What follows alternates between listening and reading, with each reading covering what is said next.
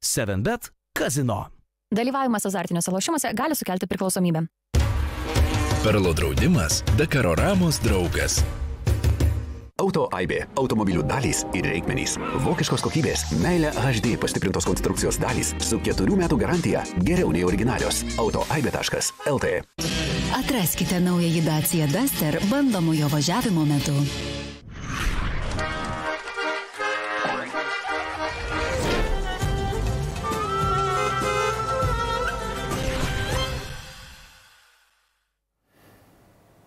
Labas vakaras, mėly Dakaro Ramos žiūrovai. Šiandien sveikinamės vėl su jumis iš studijos tiesioginėme eteryje. Aš Mindaugas Lukys ir mano kolega Linas Ramoška. Labas vakaras. Na ir šiandieną jau parodė, kad Dakaro ralis tikrai pateikė nemažai siurprizų. Tikrai džiugu matyti, kad tiek daug veiksmo ir emocijų kupinų akimirkų jau regėjome per patį pirmąjį etapą. Aš bijau pagalvoti, kas nutiks iš viso dar 11 etapų ir šiandien, aišku, karščiausios aistros vyrė ne tik tai tarptautinėse stovyklose, bet netgi ir Lietuvoje.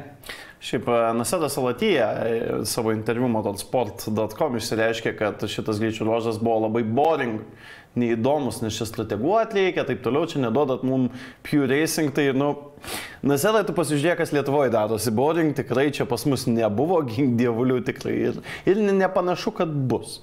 Šiaip stebėjau daug sportininkų, irgi matau, kad daug kas iš rimtesnių dalyvių net oficialiai deklaravo, kad turėjo lėtinti tempą, specialiai stojo 6-7 minutėm pastovėti trasoje, kad truputėlį pasidarytų tą atstumą nuo lyderių, dėl to, kad rytoj prasideda 48 valandų chrono etapas ir ten apie jį dar truputėlį vėliau pašnekėsime. Tai būtent dėl to Nasedas ir skundėsi ir Karlas Sainz tą patį pasakė, kad kažkokia čia nesąmonė, mes čia atvažiavam lenktyniaut. O dabar čia turim strateguoti pirmą dieną, tada turim strateguoti antrą dieną, kad čia prisigalvoja to, ko nereikia ir kad čia duokit mums pure racing daryti, o ne kažko.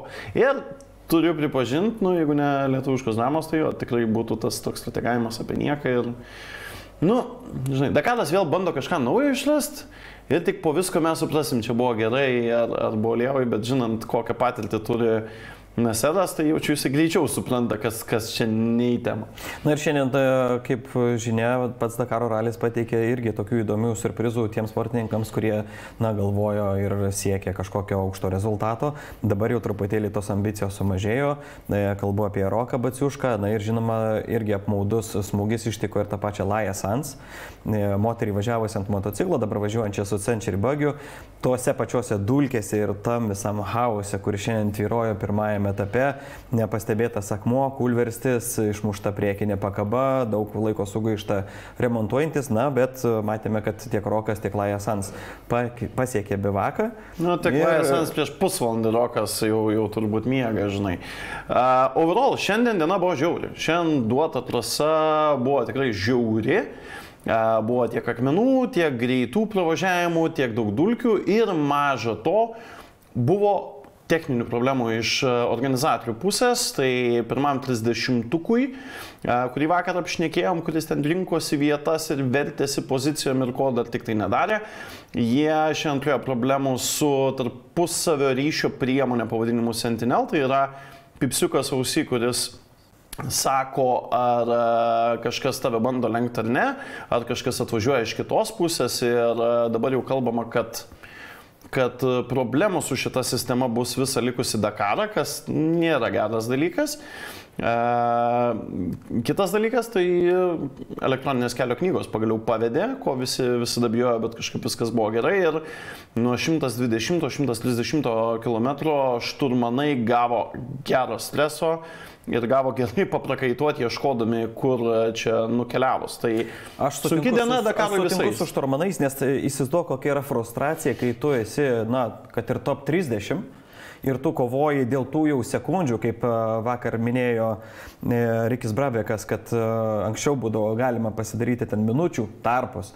Dabar visi sulenda į tą pačią minutę ir ten ne vienas, o 10 sportininkų ir automatiškai tavo sistema neveikia, tu nežinai, kur važiuoti. Viena planšetė neveikia, antra pradedi naudotis pirštais, pats badyti kažką, tai Aisvydas Paliukėnas šiandien irgi lygiai su to pačiu susidūrė. Manau, ir daugiau šturmanų lygiai tą patį turėjo. Kaip keista, kai kuriems jiems ta sistema kuo puikiausiai veikia. Ir aš paklausiau netgi ralio organizatorių, kaip sakoma, teisėjų komisijos pirmininkų ir klausiau, sakau, tai kaip bus toliau, ar anuliuosite etapą, ar visą kitą. Ne, sako, viskas tvarkoj, važiuojame toliau, dirbame su gamintoju, kad įsiaiškintume problemą, bet rezultatai yra fiksuojami tokie, kokie yra ir judame toliau. Nu jo, nes įmant iš teisėjimo pusės nieko negali išrasti, kai vieniem veikia, kitiem neveikia ir nėra, kad mažas skaičius, kuriem veikia, kuriem neveikia. Frustracijos buvo daug, bet po prologo, kuris toks, apie nieką, su daugiau loterijos negu kažko kito, tai šiandien jau vyrai gavo Dakarą. Gavo Dakaro Sočiai ir dalis jau beveik paspringo nuo to. Pasižiūrėkime infografiką dabar į ekraną, kaip atrodė tas pirmasis greičio ruožas. Su juo pirmuoju vakar atsisveikinome su jumis.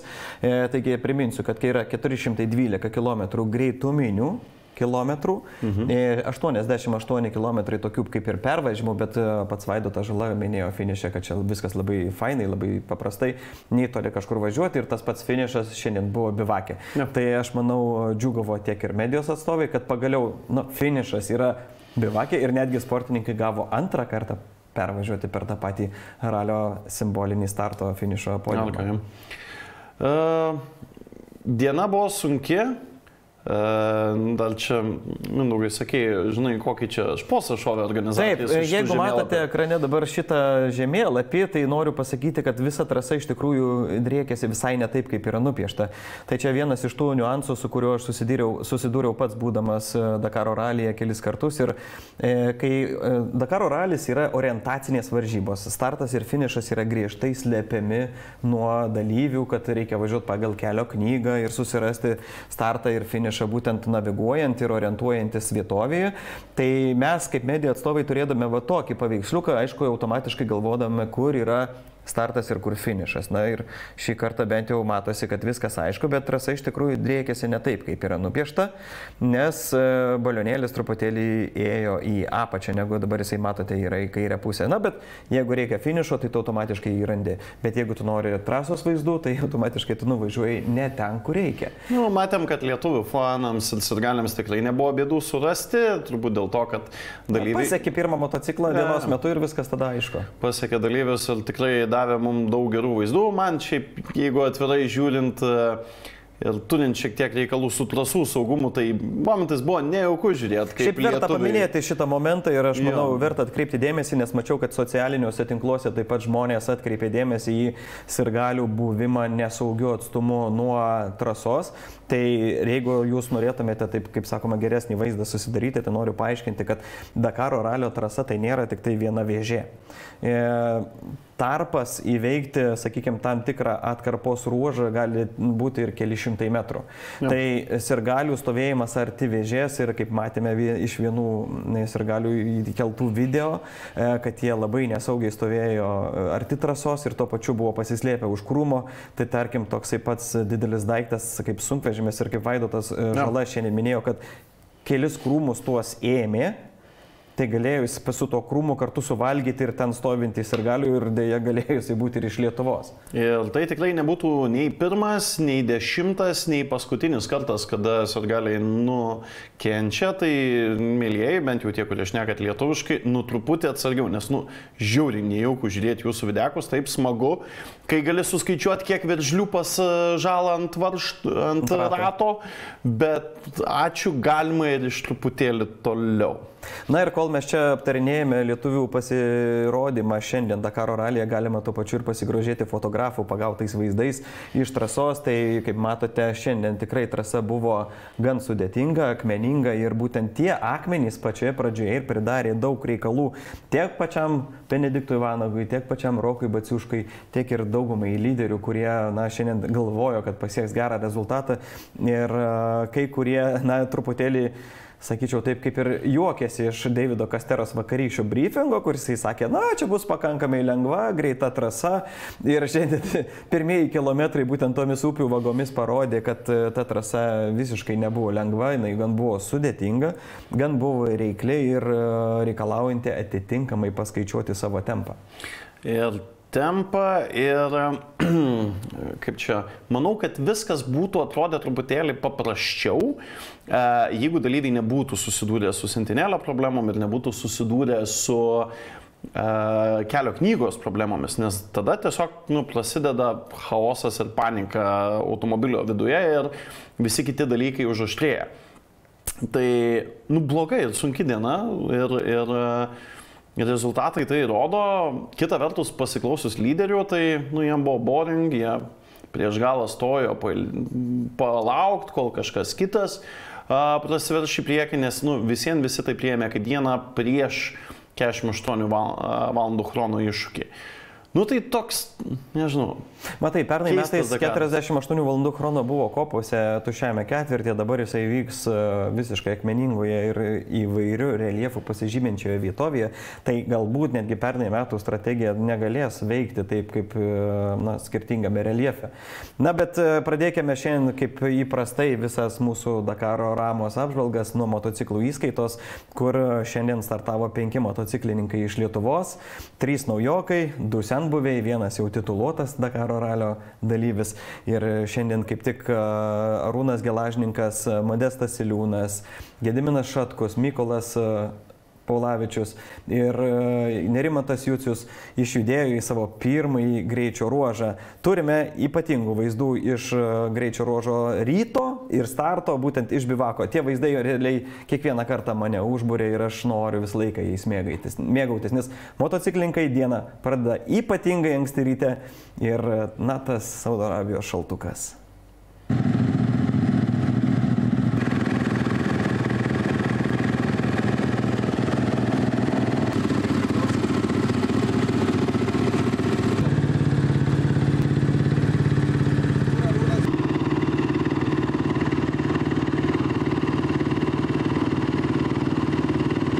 Nors dar nešalčiausia vieta, bet jau rytai šalti. Kaip matot, pasiruošęs slidinėjimo sezonui. Nuotaikos geros, ankstyvas rytas, jėla.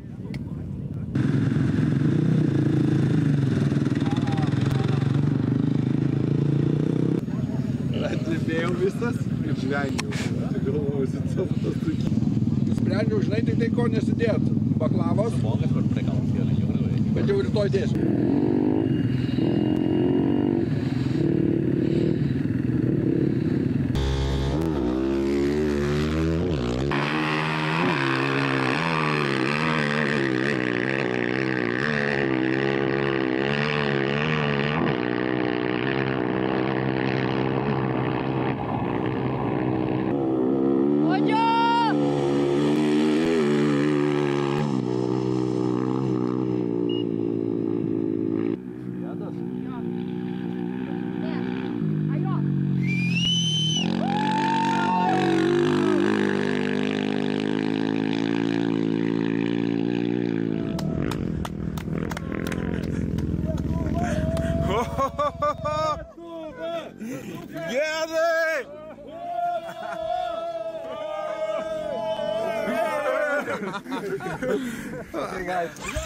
Babuk!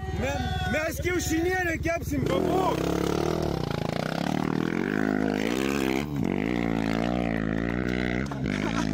Kai geras šaunuolį!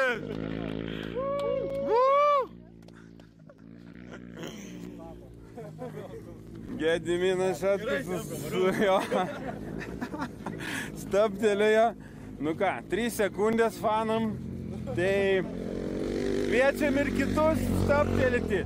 Mes labai atsiprašom, kad dar nesam kiaušinienės iškepę, bet automobilistam jau paruošim. Tai jeigu matot, tai stabtelėkit. Nulėkiau nuo moco. Priekinis ratas į vėžą, į smėlio pusnį. Privaryta to smėlio buvo. Permetė mane per mocą ir į vairą susitrenkiau. Stipriai susitrenkiau šlaunį, tik guliu tenais dėjuoju, girdžiu, važiuoja kažkas tai pro šalį, galvo sustos, gal padės atsikelt, galvo, kad tik nebūtų lūžę. Fūros, mašinos pro šalį važiuoja, mane smėlių gyvą bando palaidot. Sakau, nieko čia nebus, niekas mano skausmų negirdė, reikia keltis, reikia tvarkyti, žinai.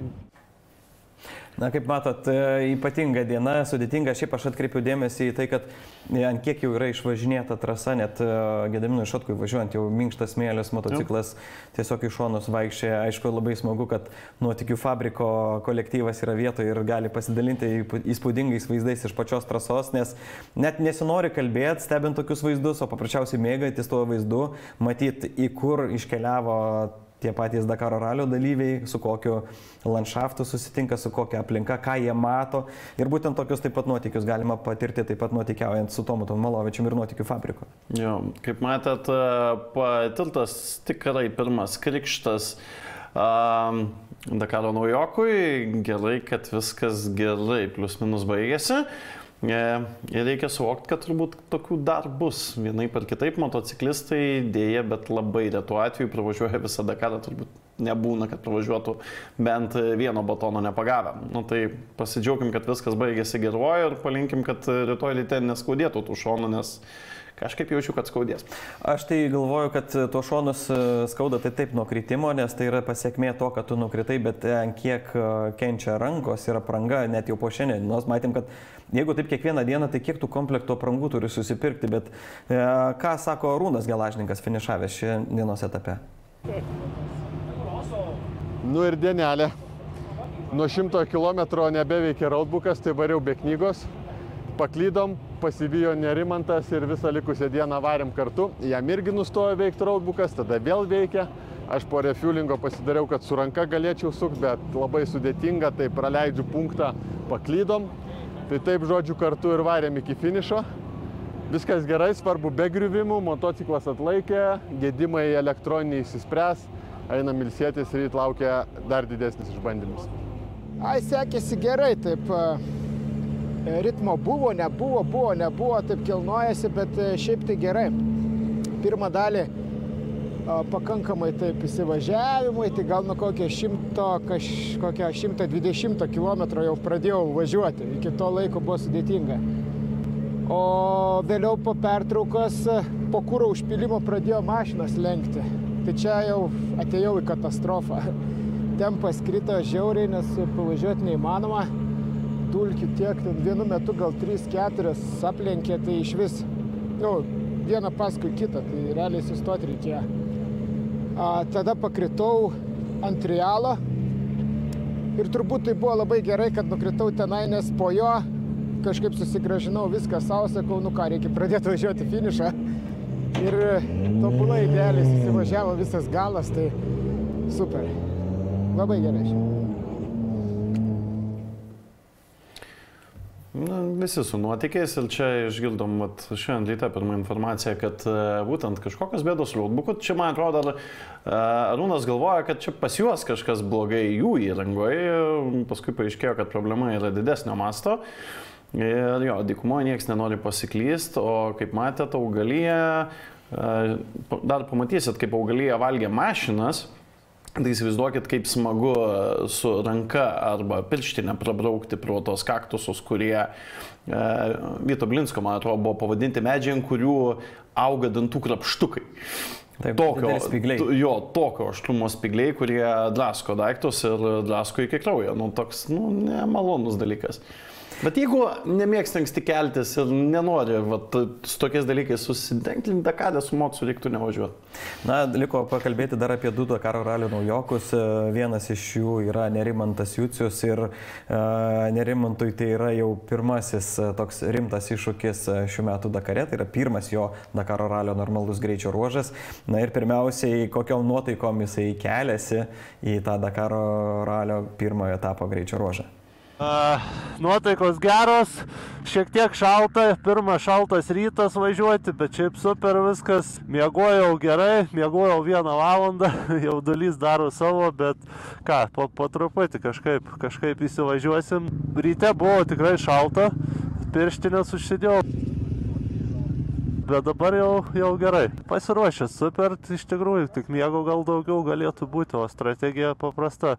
Važiuoti ramiai, po truputį mokytis, dirbti ir taip, baigti dieną.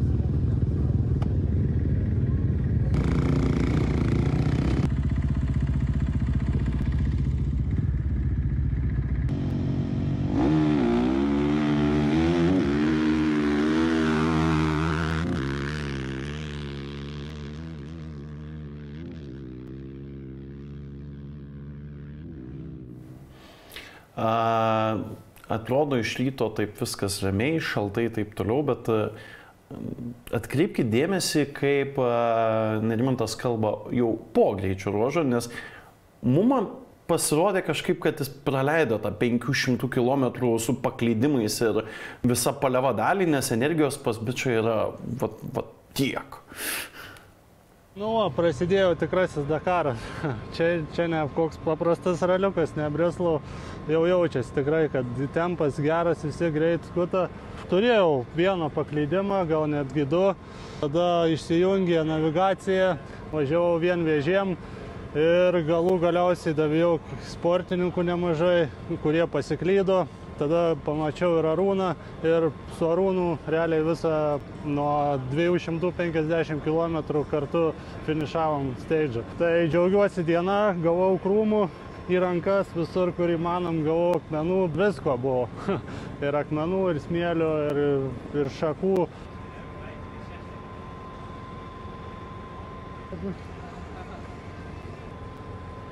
Daug dulkių, tas biški kiša koją, bet tikras Dakaras. Manau, turėtų būti neblogai. Matai, manau, turėtų būti neblogai. Šiaip, aš dar grįžtu į tą ryto momentą, kur Nerimantas sako, valandą tik pamiegojau, nes jauduliukas daro savo, bet daug dalyvių yra atėję iš sporto. Nerimantas Jucius yra profesionalus sportininkas, čempionas, dalyvavęs daug varžybų, bet ant kiek parodo, kad Dakaro ralis yra tas kaip saldainis vaikui, kur tu visą gyvenimą apie jį svajoji ir štai tu čia ir jau rytoj ryte tu startuosi pirmajame savo normaliam etape. Tas vidinis vaikiškas jaudulys vis tiek ima viršų, kad ir kaip nesiseka užmigti, valandą vos tik tai pamiegais, įkyla į startą, visą atvažiuoja. Nes visą gyvenimą laukia tos akimirkos, tai pagaliau, greičiau. Taip, ir tas pagaliau, supranti, yra vėl atradimo kelias vyksta. Tu kol kas susipažįsti su Dakaru, nes niekada nevažiavęs. Aš manau, kad Nerimantas, bijau pameluoti, net nebuvo išvažiavęs gyvai stebėti Dakaro ralio, ką paprastai ketinantys startuoti daro, važiuoja, stebi, kaip viskas vyksta, susipažįsta su virtuvė, tada tas startas ramesnis, visa kita. Čia jis iš viso yra įmestas į balą, plaukia, kol kas plaukia, viskas jam labai yra gerai. Šiandien bendroje įskaitoje finišuoja etape 40, rally 2 įskaitoje yra 22. Tikrai puikus rezultatas, bet aš manau, jisai laikui bėgant jau susigyvent su tuo, vėl ramiau pradės priimti viską. Šiaip smagu žiūrėti, ant kiek jie gerai važiuoja. Ir turim net vieną video link finišo važiuojant, kur ten Nerimantas Jucius paprasčiausiai prisivijęs lėtesnį sportininką, vis tiek vejasi, aplenksiu. Čia kaip motokrosė, supranti, gaunasi, kad jau finišas ir tas finišas nieko nekeis iš esmės. Realiai nieko nekeičia tas rezultatas, nes tu prisivėjai lėtesnį sportininką važiavus į priekį tavęs, tu jau laimėjai tą poziciją, bet vis tiek tos sekundžių krapštimas yra tas kraujyje ir tu nenori tą sieki padaryti. Liko pakalbėti apie Mykolą Paulavičių. Mykolas šiandien pasiklydęs laikė, sakė, buvo truputėlį, nes baigė greičio ruožą 500 km ir buvo kažkaip, sako, tai dar bus. Tai ne, jau šiandien pabaiga. O tai ne 1000 šiandien? Ne, tai sako, dar batonėlių liko, maistelio. Tai toks irgi nusiteikimas tikrai matosi kovinis ir ištverminginis. Manau, kad jisai, nepaisant to, kad rezultatas kol kas nespindi, manau, kad... Šiaip buvo perskaičiavimas rezultatų, iš tikrųjų jisai buvo aukščiau už Gediminą Šotkų, bet vėliau jisai nukrito pozicijom žemyn ir dabar su Gediminu vienas paskui kitą reikiuojasi. Nežinau, kame yra esmė, galimai čia vėl tos pačios įrangos grybavimo klausimai, bet... Baudų dar buvo padalinta, nes kai nelabai veikia įranga, tai nelabai girdėjo tas zonas, kai reikia važiuoti su greičio limitu. Tai už tai mačiau, kad yra biški padalinta baudų, bet aš manau, kad visi tie bagažo reikalai ir panašus reikalai tikrai yra išmušę iš vėžių ir gal ir gerai, kad jisai po biškį tą tempą susirinkinėja, dabar jisai ten palei 90 kažkur, man rodos, vieta buvo, bet nėra kur skubėti, ne? Matom panašiaus tempo broliai lietuvių šalia turi, kaip Nerimantas važiuoja kartu su Arūnu. Ir mano galva, tai čia nėra labai blogai, ypač ateinančias 2 dienas, kur tikrai Dakaras jos bandys išskalbti maksimaliai. Prieš Dakaro ralio startą mano kalbintas Mykolas prieš kokį mėnesį jis ir minėjo, kad tai nėra, kaip čia pasakyti, vienkartinis reikalas, jisai turi programą susidėliojęs, jisai tikisi, kad tai bent jau bus testinis projektas, bent 3 metų projektas, tai realiai kol kas vyksta jo susipažinimas su trasa ir būtent tą jisai ir daro, jisai tikrai nebando perlipti kalnus, nebando šokti aukščiau bambos. Aišku, išmuštas truputėlį iš vėžių dėl to dingusio bagažo ir viso kito, bet jisai vedinas yra tikslo, kad finišuoti reikia Dakare ir jau jisai kalbintas, mano jau kalbėjau ir apie 26 metus, kaip jisai juose važiuos. Beje, jeigu norite pasižiūrėti šį video, galite rasti Go to Dakar YouTube kanale. Taip pat ir daug įdomių video ir visą video archyvą, net siekiant į 2018 metus ir Pietų Ameriką. Na ir laikas pasižiūrėti, kaip atrodo bendroji statistikos lentelė, kur mūsų gerbiami sportininkai yra palyginus su varžybų lyderiais, kurių priešakyje yra Danielis Sandersas, laimėjęs šiandienos greičio ruožą ir kaip mes esam toli, prašau į ekraną.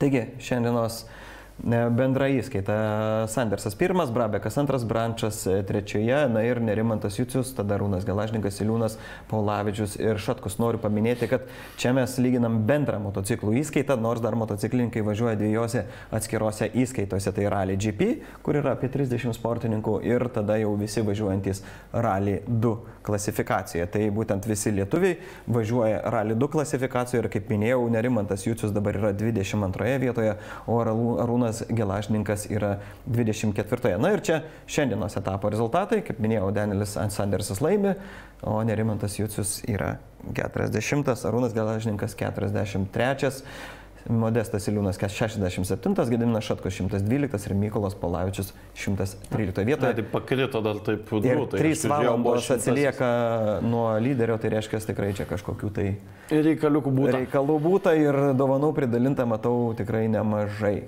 Nors šiaip paėmus, tai čia gan tokie solidus atstumai. Nu jau tikrai.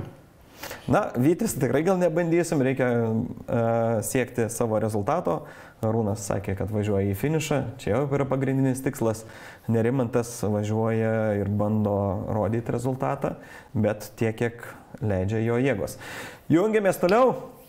Ir laikas pakalbėti apie Albertą Velemovičių, kurį laiką truputėlį jis buvo šešėlėje, bet mano paspaustas kažkiek, tai jau pradėjo dalintis ir medžiagą ir informaciją. Tai ar Albertas Velemovičius šiandien gerai pasitiko šį rytą? Sveiki, Go to Dakar žiūrovai, su jumis sveikinasi Dark Horse'as. Kai esam prie starto ir visi jau suvažiavo, pažiūrėkit, kiek galiorkas.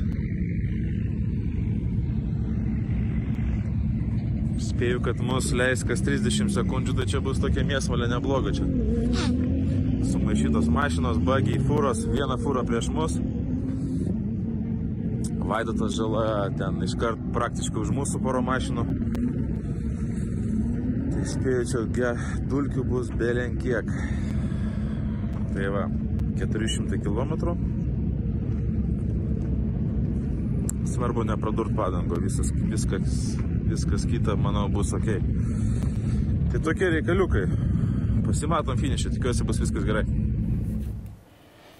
Šiaip yra vienas įdomus momentas, šiandien Jasiras Aidanas pasitraukė iš varžybų ir dabar Salehas Al-Saifas, su kuriuo važiuoja Albertas Velemovičius, yra vienintelis saudas, kuris važiuoja Challenger klasėje ir bando atvežti pergalę būtent Saudo Arabijai, žmogus iš Saudo Arabijos, kad laimėtų Challenger nugalėtojo karūną, nes visi sportuojantis išėjo dabar į automobilių įskaitą, o būtent Albertas Velemovičius dabar su Salehu Al-Saifu bando laimėti savo kategoriją. Aišku, vakar skundėsi, kad taurusai yra ženkliai greitesni negu visi Šitas kažkur baisiai girdėta, bet, na, yra tokios realios taisyklės leidžia, reiškia, visi lenktyniaujam toj pačioj lenktyniai. Šiaip aš manau, kad čia reikia ramiai, dar pirmas etapas tikrai jis tai dar nieko nelementis ir dar viskas prieš akį. Man šiaip labai patinka pasiklausyti Alberto, nes jisai toks labai atviras ir jisai toks, atrodo, nedramatizuoja per daug, bet tikrai nuoširdžiai pasako, kaip yra ir kaip suprasit iš jo nuotaikų finiše, tai šiandien buvo, blogai. neblogai. Ką, sveiki, Dakaro draugai, ką papasakot, jeigu taip trumpai, apie šitą dieną. Nu, man tai čia buvo visiška nesąmonė, tai buvo dvi dalės. 200 km 3 ir pirma dalis ir antra dalis 100 kažkas 7. Tai antra dalis buvo labai smagi, tokia greituminė, ta prasme, reikėjo ir taškų biškitų pasiorientuoti, surasti. Bet pirma dalis 200 km 3 km, tai čia, wow, čia ten vien akmenis. Nu, buvo daug nepažymėtų vietų, kur galėjai nusirašyti. Matėm, Roką Baciušką stovėjo ten, tik taip mačiau vieną akim, kad kažką galiniai pakaboj tvarkė. Tai žinokit, nu, šiaip porą lyderių matėm, kurie ten T3 kategorijai, porą lyderių matėm, ten vienas jau be rato, kitas ten dar kažką jau mačiau, tik okei, tas ženkliukas, tipo okei, viskas jiem okei, bet mašinai problema. Tai va, nežinau, man tokie ruožai nepatinka. Atsidaužiau belenkaip, galvas skauda belenkaip. Per tokius trialus ten reikėjo važiuoti. Pusme važiuoju ir atsiduri tokią sieną. O ten nėra kelio. Tai turi tiesiog pro tą akmenuotą sieną kažkaip pravažiuoti. Tai mes į vieną vietą, mes iš pirmo kartą net neužvažiavom, nes pratai pradėjo buksuoti, suprantat. Tai mes davėm atgal, Salėkas pastovėjo, pagalvojo, ten porą sekundžių, tipo, kita trajektorija, nu, pravažiavam kažkaip, tai vos, ten 5 km per valandą važiuoju, tarpsnai, įsivaizduokit. Wow, nežinau, man tai, sakau, pirma dalis katastrofa. Bet pirmoji daly ir labiausiai matėm tų visų sugedusių ten ir panašiai. O antroji daly, nežinau, 40 motociklistų aplenkėm, tai va. Ai, nu ir dar ten toks, viena fūra, neatsimenu numerio 6, ten, nu, tarp lyderių, kuris vakar prologą laimėjo, Mitchell Van Brink, ar koks jis ten, kokį 100 kilų mūsų nepraleido. Nes jisai startavo minutę prieš mus, mes kokiam 20 km jį pasivijom ir 100 kilų jam skambinį, jam neįdomu, nepraleidžia visiškai, dar po fūros tiek dulkių, ten kaip dulkių kamuolys, kaip, nežinau, 3 aukštų namas, tu dulkių, suprantat, ir pasyviai, nieko nematai, pavojinga važiuoti, pavojinga lenkti, tada biški pristabdai, jisai vėl nuvažiuoja ir tas pats vėl dasyviai, vėl dulkių siena ir va taip kokiu, nu nenoriu sumeluoti, kokie 30 kartų va taip. Tai ten jau blemba Salėkas pradėjo nervuotis, aš tą mygtuką pastoviai ten paspaudęs kokias 20 minučių laikau. Bet jie nereaguoja. Ir paskui galiausiai po 100 kilų jie tipo praleido mus, nes jau tas Salėkas buvo, nu jau sakau, ant bamperio sėdėjom. Upės vaga tokia, į šonus niekur, ta prasme, galėtum pats bandyti iššokti iš upės vagos, tipo offroad aplenk, bet jau buvo žiauriai pavojinga. Tai vienoj vietoj, sakau, jam gal sąžinė atsirado, tai praleido po 100 kilų. Tai ten labai daug vietus laiko prapylėm. Šiaip padangų nepramušėm, bet čia kažkoks stebuklas. Nu va, ne jis vienas. Toks tas gyvenimas, ne, paskui didelį dulkių siurblį važiuojant. Bet šiaip sakau, man tai jis toks žemiškiausias pasakojimas, jokio politkorektiškumo, tikrai nuoširdi Alberto istorija iš šiandienos, kada nors jisai ją prisimins, žinai, anūkam pasakos ir turbūt su šypsena veide, nes tai bus viena įspūdingiausių dienų gyvenime. Nu, bet šiandien Albertas liūdnas, nu, tai mums turbūt truputėlį liūdna ir linkim, kad rytoj mažiau dulkių siurblių būtų priešais nosį.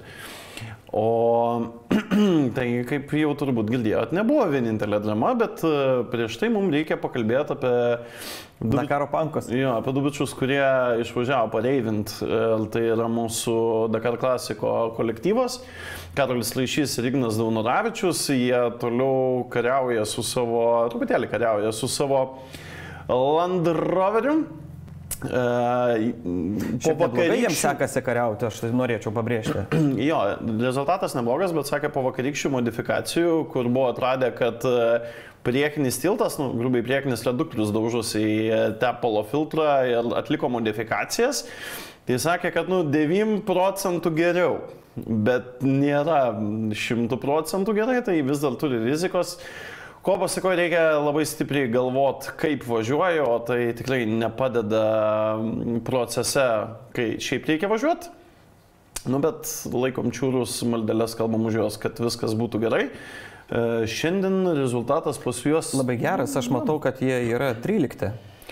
Overall. Jo. Taip, jie aišku važiuoja savo klasėje, bet tuo pačiu jie yra ir bendros įskaitos 13 vietoje, tai aš sakyčiau, tai yra labai puikus ir gražus rezultatas. Na, šiaip 8 vietoje prieš juos matau sunkvežimį, tai, o gal čia ir nesunkvežimės, bet TH Trucks V-Racing komanda ir pats Karolis vakar minėjo, kad, na, atrodė, kad čia bus lengvas pasivaikščiojimas po parką, bet mato, kad čia nemažai tų dalyvių suvažiavę sportuoti, bet visą laiką kyla dar toksai natūralus klausimas, kurį net pats savo užduoda Karolis Rašys. Tai kuo mes čia važiuojam? Kaip mes čia vis dar važiuojam? Bet, nu, svarbu, kad važiuoja dar. Šiaip matote vaizdus iš klasikų bivako ir kokių automobilių čia galima sutikti. Klasikai tai kas? Tai yra automobiliai, kurie praeityje dalyvaudavo Dakaro ralyje ir šitie Nissanai kažkada buvo tie super duper lyderiai, kurie važiavo priekyje. Nissanas turėjo savo istorijos epizodą, kai tikrai lyderiavo Dakare ir čia yra komandos draugai.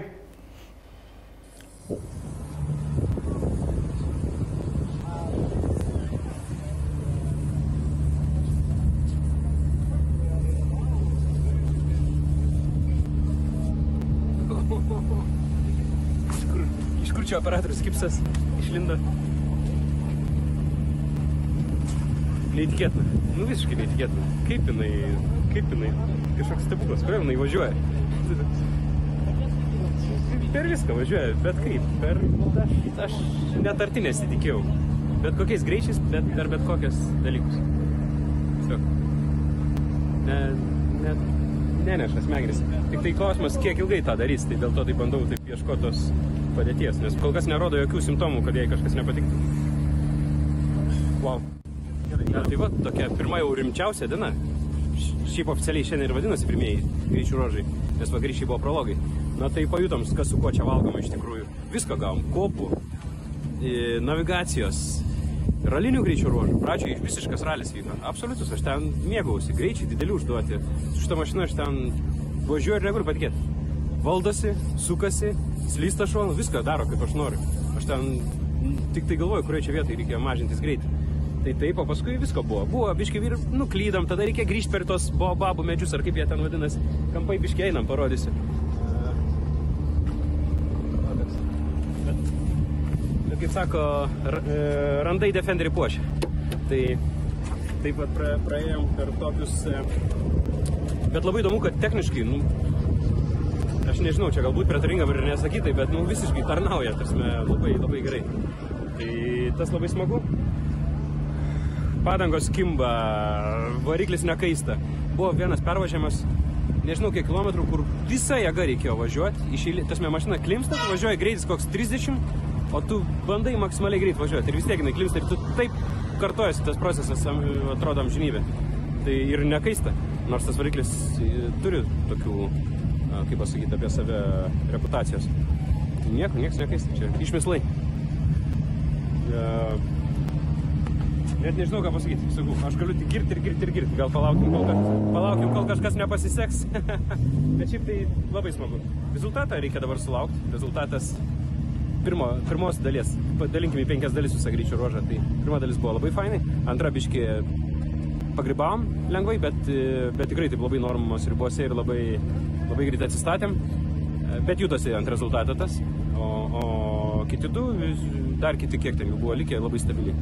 Gavom beje navigacinį greičio ruožą šiandien, tai labai patiko, kaip Ignas sureguliavusius dalykus. Aš ten važiuoju, nei vienos vėžės nėra, nors žinau, kad prieš mus važiavo daug mašinų.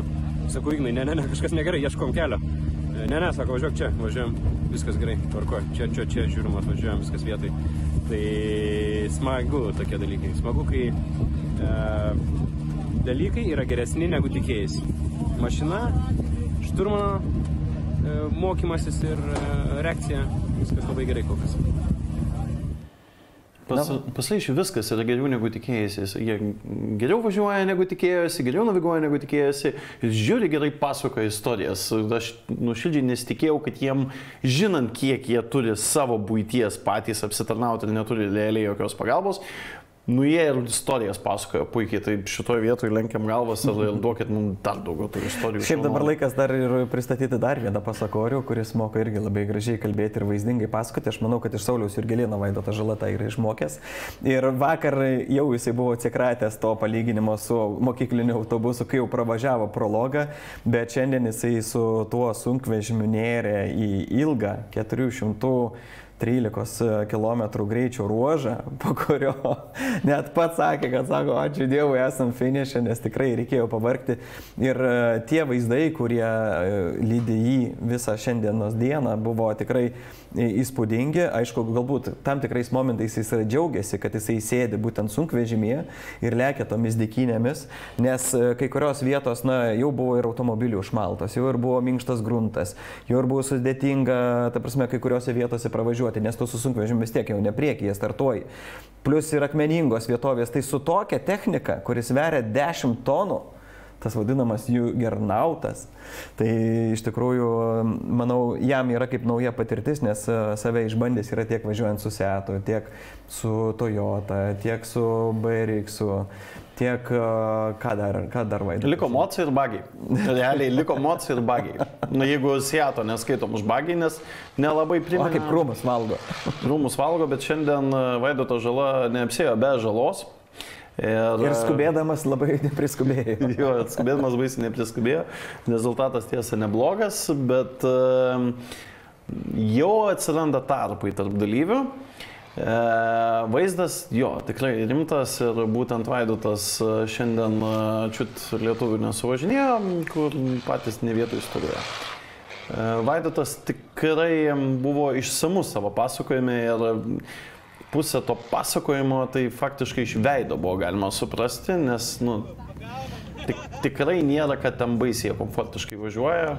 Plius sakė ir jų ekipažo mechanikas pervažiavimo metu kažkoks baltas vaikščiojo ir truputėlį užsisupęs ir toks pasimetęs. Bet viskas plius minus neblogai. Vaidas faktas, kad tikrai mums papasakos pats, kaip jiem čia sekėsi. Šiandien ta diena, kai iš pradžių visai gerai esi. Jaučiau, kad tempas neblogas, važiuojam, darom viskas gerai, bet truputį įsidrasinau, pradėjau kapoti didesnius krūmus. Tai pamoka tokia, kad kai pradedi kapoti didesnius krūmus, užkiša radiatorių. Užkiša radiatorių, pradėjo kaisti variklis, tada prarandi koncentraciją, pradeda lenkti visi, žodžiu, pradedi dulkėse važiuoti, tada dulkėse pasigavau šaką, šaka išmušė stiklą, Paulo neturi vaizdo, dulkėse nublūdėm ten tokioj klaidžioje vietoje. Žodžiu, viena problema paskui kitą ir tai gerai, kad tik 20 minučių praradom, nes atrodė, kad ten kokią valandą išganėm.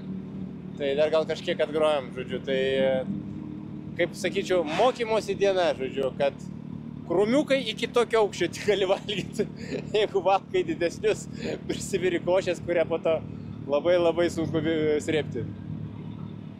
Vienu nuleistų ratu grįžo, ar toli paskutinius tos kilometrus kaip važiavote? Ne, pradėjo leisti likus kilometrą, gal 2 kilometrai iki finišo.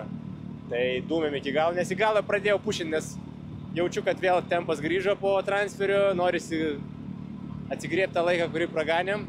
Tai, o kai pušinį, tai tada atsiranda tokių, gali pakmenuką pagauti, dar kažką.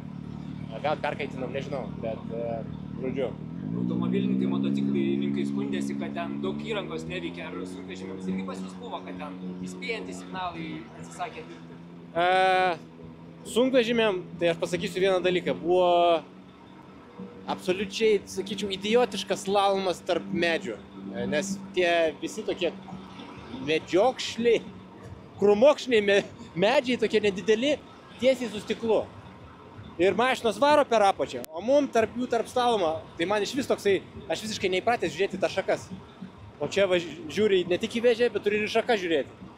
Tai, toksai jautiesi kaip kvailys, nes vėžė tiesiai eina, o tu važiuoji va taip, ratais, kvadratais. Bet, žodžiu, kai sunkvežimis, kitokia važiavimo trajektorija. Tai, sakau, tokia galvojau, kad pamokas greičiau susirinksiu ir net bus tokias skaudžias, bet žodžiu, daug jėgų pareikalavo šitą dieną žiauriai. Tai va. Daug ir mechanikams turbūt reikės padirbėti. Ne, tai tik tai stiklas, veidrodėliai stiklas. Nu ką čia, dar tik tai kosmetika, nes tas labai daug krūmų ir nu ką tu tenai, nu, eini ir eini, žinai. Tai, kai, patikėkit, taip man džiugau čia būti finiše, nes atrodė, kad amžinybė važiuoja. Labas rytas visiems. Tai atvažiavam į startą. Nuo bivako iki starto 8-5 kilai buvo, tai čia per valandą kažkur nuvažiavom. Tai turim dar valandą startę. Ten starto vėliavas man mato dabar motociklį, kadangi mes anksti šiandien startuojam, tai... O, laukia dar. Tai žodžiu, Aisvis va padangas nuleidžia, paruošė slėgių startui. Nu ir lėksim. Pirma normali diena. 400 km, kopų nebus. Tai šiaip visai gerai jaučiamės su Aisviu. Laukiam to starto. Manau, kad bus smagu. O kaip bus iš tikrųjų, sužinosim už kokių 5 valandų. Tai pasistengs komandas su jums pasidalinti Facebook'e naujienom ir ruožo metu, kol mes lėksim, bet iškart po finišo pasistengsim ir patys įkelt video. Tai iki greito. Nu, tas finišas ir visai neblogas, sakyčiau, jie vienaip ar kitaip, kad ir kaip startavo priekyje Benedikto Vanago, taip ir finišavo priekyje Benedikto Vanago. Taip, Vladas parodė, kad tikrai yra jau pripratęs prie šito minio ir jie patys pirmi prabilo, kad tikrai yra bėdų su įranga, šturmanavimo įranga ir Aisvidas pakankamai išsamei apie tai papasakos. Man tai gaila, nes jie priėmė nuoširdžiai drąsiai tą startavimo priekyje iššūkį ir jeigu ne ta įranga, tai jaučiu, kad dar būtų tas rezultatas ir gerokai geresnis. Vienaip ar kitaip, gal paklausom, kaip jie patys jautėsi po finišo. Kosmetiniai nuostoliai. Iš tikrųjų, visas ruožas buvo tarp krūmų įvairių. Tai abiejų veidrodėlių jau kokiam 50 km nebeturėjom. Tai šiaip, jo, tiesiog daug krūmų. Pati mašina sveika, tiesiog kosmetiniai, kadangi startavom treti, tai važiavom motociklų vėžėm, tai kitos mašinos dar nebuvo išgenėjusios aiškių tarpų tarp krūmų, tai teko mums genėtos krūmus, tai mašina kosmetiškai nukentėjo. Kaip įspūdžiai po 413 ruožo? Labai pavargau. Buvau užmiršęs, kiek laiko trunka čia tas ruožas, bet turbūt 7-8% tos energijos atėmė tai, kad navigacija neveikia nuo 150 km tvarkingai. Pultelis Aisvidui neveikia, ten pirštais turėjo stumdytis viską, po to waypointų neišėjo paimti. Irgi dėl techninių problemų Sentinelis, tai sistema, kuri perspėja, kad mes atvažiuojam paskui motociklinius ar kitas mašinas ir mus, kai kažkas pypsina, nieks nieko negirdėjo. Tai po to finiše sakė technikai, kad lyg tai labai daug dalyvių, jeigu ne visiems lygiai tas pats. Tai šitas žiauriai išvargino, aš ant ekraniuko irgi kepo nematau, užstrigė viskas, tai wow, čia naują pasikelbimo būdą su Aisvidu išradinėjom, kur Aisvidas turėjo skaičiuoti, per kiek laipsnių čia kas pasisuks. Tai nu, tikrai labai pavargom, ne tiek dėl pačio ruožo, kiek dėl problemų iš organizatorių. Ačiū. 413 greičio ruožo kilometrų. Šiaip tai labai patiko greičio ruožo, ypatingai pradžia, bet visą greičio ruožas labai patiko, bet navigacija sustojo veikti, su kuria mes renkam sistemą, su kuria mes renkam waypointus, sustojo veikti, kai mes buvom pradžia 110 km, tai neveikia nei Sentinelis, negalėjom motociklininkų spėti, niekas negalėjo mūsų spėti, tai važiavom ir dulkėse ir turbūt mes keliam dulkių kitiem, tai iš tikrųjų komplikuota, tada ir navigacija pasidarė komplikuota, dėl to, kad šiaip su pulteliu naudojamės ir pasirinkinėjom kitus waypointus ir nulinam distanciją, bet viso to dalyko daryti negalėjom, dėl to, kad navigacija neveikia tiesiog ta sistema, kuri duotų organizatorių. Tai pasirodo čia daugam taip, tai visi taip dulkės ir važiavom. Niekas net nežinojo, kad kažkas už nugaros važiuoja ar apie kažko. Bet, sakau, pirmi 120 kiek tų kilometrų, kai važiavom, kai viskas veikia, tai tikrai labai patiko ir manau, kad ir tempą normalų laikėm, tokį, kokį turbūt galim laikyti. Ačiū. Aš manau, nepaisant to, kad šiandien rezultatas yra 33 vieta, viskas dėliojasi taip, kaip turi būti, nes jeigu visos sistemos per maratoninį greičio ruožą veiks taip, kaip turi veikti, pasižiūrėk, kur jie yra. Jie yra visiškai šalia to pačio Loebo, visiškai šalia visų lyderių, kurie būtent šiandien specialiai stengiasi važiuoti lėčiau tam, kad nestartuoti greičiau rytoj. Alatija tik tai 19, Loebas 23, visi kiti, Morajasas 26, tai aš manau, jie čia prie labai gerą startinę poziciją maratoniniam greičio ruožui. Sakau, Aisvydo veidas tikrai pasako, kaip buvo iš tiesų. Man gaila, kad jie priėmė tą, tikrai drąsiai priėmė tą iššūkį ir buvo nusiteikę važiuoti. Dėja negavo progos parodyti, kokio kalibro Dakaro dalyviais jie yra užaugę. Ten matyti kiaušinienę, nes lietuviai valgyt norėjom. Na ir apie tą suplaktą kiaušinienę dabar laikas pakalbėti ir mums. Visą dieną virusios aistros, visa ta Santa Barbara, kuri užsikūrė dėl tos frustracijos, kad neveikia tos visos sistemos, ir dėl tos frustracijos, kad nulūžo ratas. Ir iš esmės tai turbūt yra didžiausia lietuviško Dakaro klasika. Tai Benediktas Vanagas ir kažkas. Iš pradžių buvo trintis su Antanu Juknevičium, paskui šiokia tokia su Vaidotu Žala ir dabar naujoji trintis su Roku Baciuška. Tik šita tokia baisiai atvira ir šoka. Bet, nu ką, Rokas startavo gerai, lėkė taip, kad rodė tempą, bum, pramušė ratą. Pasikeitė ratą, pravažiavo dar šiam 7 km ir po tam tikrų aplinkybių, kai Dulkėse susitiko su Benediktu Vanagu, kaip jisai pats papasakos, jie pametė ratą ir pametė ratą pilnai. Vietoje atsirado Dakaro oficiali medija, kuri nufilmavo šitą vaizdelį, ko pasiekoje gavom labai aišku vaizdą, kad nėra ratlankio, bet vis dar yra rato varžtai, reiškia, kad čia nesmūgis, nes po smūgio, šiaip konsultavome su Artūru Šerkšnu, buvusiu Benedikto Vanago komandos techniniu vadovu, sako, po smūgio ratlankio vidurys kaip taisyklė lieka ir špilkos vadinamos arba rato varžtai lieka sveiki. O čia jie buvo nulaužti ir matom, kaip šturmanas bando juos nulaužti iki galo, tikėdamasis paskui iš kitos pusės išsiardyti iš 6 varžtų 3 ir čia susidėti į sveikus, nes stebulės, kaip žinia, Hilksas nesiveža. Tai yra milžiniška sunki detalė, tai jos atsarginės nesiveža. Rokas tuo metu ėjo ieškoti rato, kuris nusildeno kažkur į pievas ir dar iš pirmo karto nerado. Nu ir ką, tai lėmė 2 valandų reikalus. 2 valandų ir 19 minučių. Jo, tai ačiū Dievui nesulaukė Toyota sunkvežimio, bet iš esmės jie paguldė savo šansus šiemet podiumui, tai tikrai. Na, aš dar drįsčiau abejoti. Pernai metais Dakare 2 valandos buvo nieko. Nu, laikas parodys, bet faktas, kad klaidas jau visą savo išnaudojo. Ir dar vakare nutiko drama, kur Rokas žmogus paprastas iš Tauragės, jisai pasakė, kad Vanagas įmatė, nesitraukė iš šono. Tai gal nepasakojam, gal pasižiūrėjom. Gal tai gal pats papasakojam. Pirma diena prasidėjo nekaip. Viskas gerai buvo. Prakirtom vieną ratą, pasikeičiam, važiavam toliau, pasibijom poną Vanagą, kuris jau šalia, mes tai buvom, nepraleido, sentinelį spaudėm, po to Dulkėse paskendom, turėjom, žiauriai pavojingai buvo važiuoti ir antrą kartą pasivijom, nesupratau, čia jo taktika visiems maišyti, tai ne aš vienas tą pajutau ir kiti vairuotojai, tai iš tikrųjų, nesportiškas elgesys yra.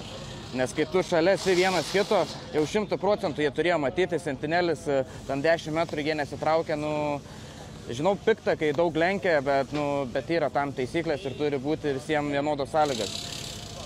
Tai jis mums, nieko blogo aš apie jį neturiu, bet jis tikrai mums padarė biškį kliurką tokią.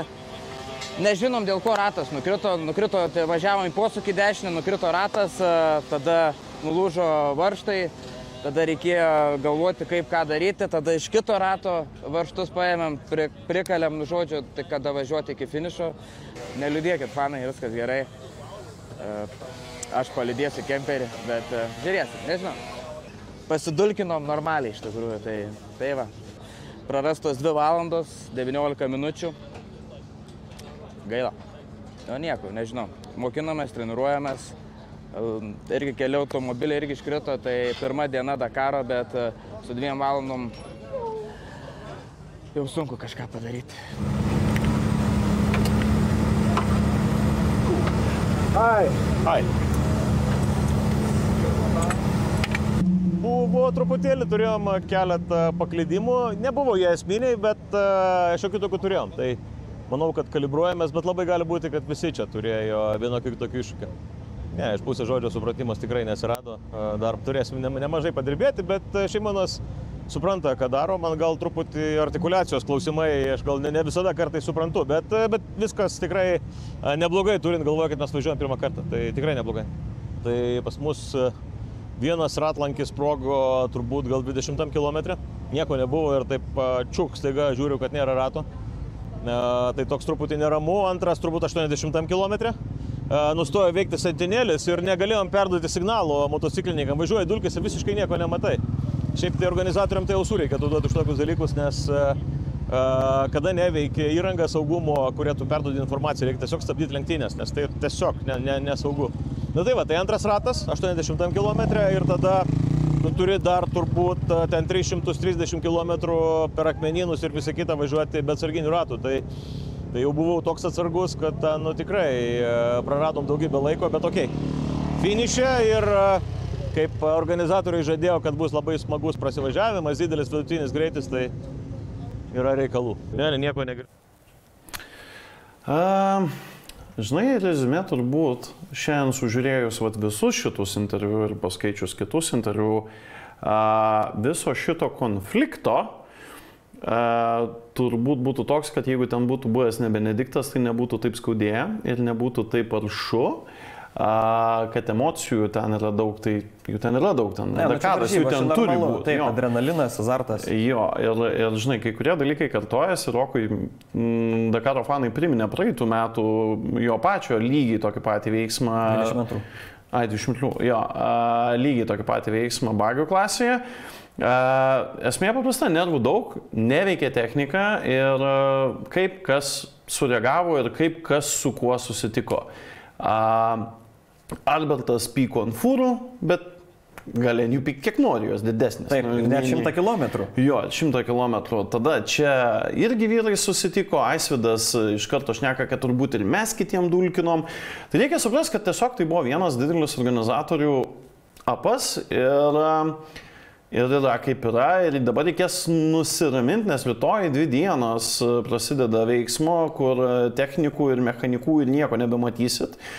Ir dabar bus tas awkward moment, kur atvažiavusi, jeigu netyčia tam pačiam bivakė nakvotų, tai kažkaip arba reikės išsiaiškinti, arba skirtingose kraštuose sėdėti, kas bus labai keista. O rytojaus starto tvarkoj, kai matėm lietuviai, iš esmės yra vienoj krūvoj.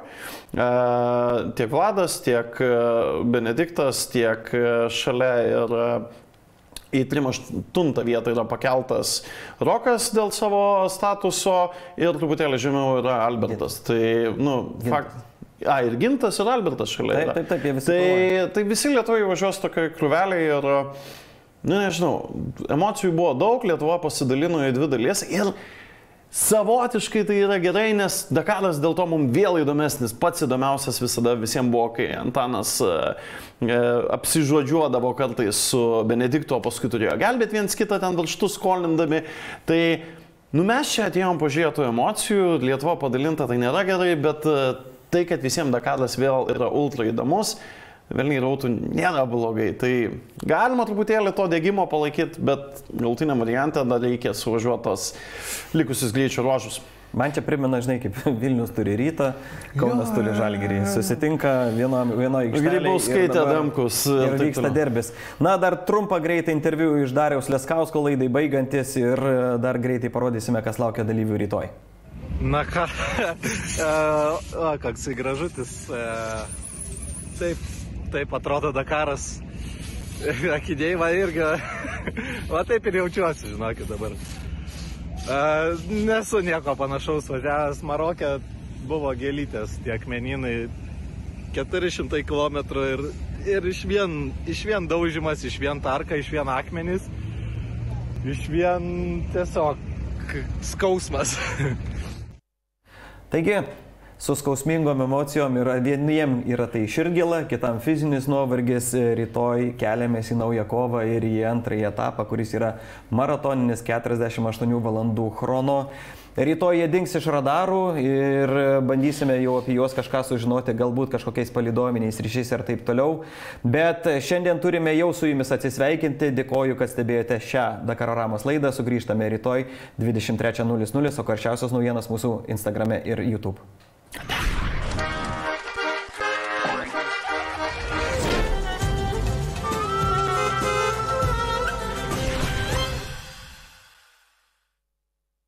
Auto Aibė. Automobilių dalys ir reikmenys. Vokiškos kokybės. Meilė HD pastiprintos konstrukcijos dalys su 4 metų garantija. Geriau nei originalios. autoaibė.lt. Atraskite naująjį Dacia Duster bandomojo važiavimo metu. Perlo draudimas Dakaroramos draugas. 7bet Casino. Dalyvavimas azartiniuose lošimuose gali sukelti priklausomybę.